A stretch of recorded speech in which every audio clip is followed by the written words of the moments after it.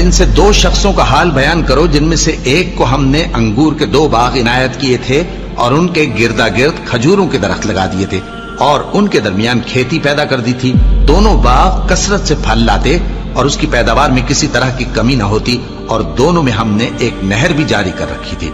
اور اس طرح اس شخص کو ان کی پیداوار ملتی رہتی تھی. تو ایک دن جبکہ وہ اپنے دوست سے باتیں کر رہا تھا کہنے لگا کہ میں تم سے مال و دولت میں بھی زیادہ ہوں اور جتھے اور جماعت کے لحاظ سے بھی زیادہ عزت والا ہوں،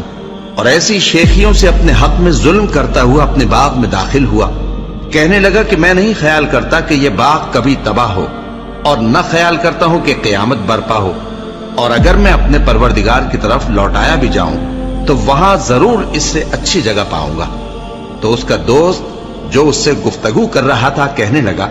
کہ کیا تم اس ذات سے کفر کرتے ہو جس نے تم کو مٹی سے پیدا کیا، پھر نطفے سے، پھر تمہیں پورا آدمی بنایا؟ مگر میں تو یہ کہتا ہوں کہ اللہ ہی میرا پروردگار ہے اور میں اپنے پروردگار کے ساتھ کسی کو شریک نہیں کرتا. اور جب تم اپنے باغ میں داخل ہوئے تو تم نے ماشاء اللہ لا قوت الا باللہ کیوں نہ کہا؟ اگر تم مجھے مال و اولاد میں اپنے سے کمتر دیکھتے ہو تو عجب نہیں کہ میرا پروردگار مجھے تمہارے باغ سے بہتر عطا فرمائے اور تمہارے اس باغ پر آسمان سے آفت بھیج دے تو وہ صاف میدان ہو جائے،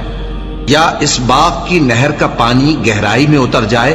تو پھر تم اسے تلاش نہ کر سکو، اور اس کے میووں کو عذاب نے آ گھیرا اور وہ اپنی چھتریوں پر گر کر رہ گیا، تو جو مال اس نے اس پر خرچ کیا تھا اس پر حسرت سے ہاتھ ملنے لگا اور کہنے لگا کہ کاش میں اپنے پروردگار کے ساتھ کسی کو شریک نہ بناتا. اس وقت اللہ کے سوا کوئی جماعت اس کی مددگار نہ ہوئی اور نہ وہ بدلہ لے سکا.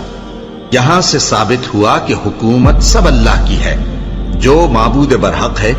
وہی بہترین ثواب عطا کرنے والا اور بہترین انجام لانے والا ہے.